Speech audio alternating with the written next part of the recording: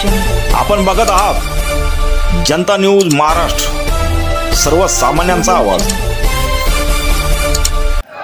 परभणी शहरातील विश्वभूषण डॉक्टर बाबासाहेब आंबेडकर यांच्या पुतळ्यासमोरील संविधान दिनानिमित्त बनवण्यात आलेली संविधानाची प्रतिकृतीची एका माथेफिरूकडून तोडफोड करण्यात आल्याने संतापजनक पडसाद जिंतूर तालुक्याबरोबरच येलदरी परिसरातही उमटले।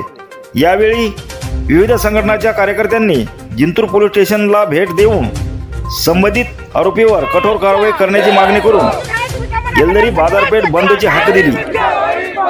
या बंदला व्यापारी वर्गांनीही बाजार दिवस असूनही या बंदला 100% पाठिंबा दर्शवून कडकडीत बंद पाळला।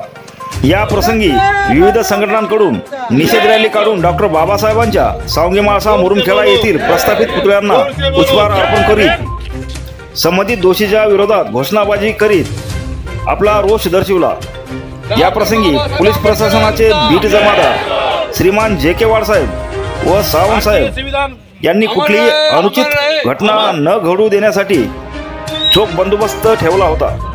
या निषेध रॅली प्रसंगी माजी जिल्हा परिषद सदस्य विजयकुमार वाकळे, दीपक वाकळे, नितीन वाकळे, प्रतीक खिलारे, कुंदन आंबोरे, कुणाल वाकळे, बंडू गायकवाड, गौतम गवळी याचबरोबर शेकडो आंबेडकरी अनुयायांनी या निषेध रॅली प्रसंगी आपली विशेष उपस्थिती दर्शवली होती।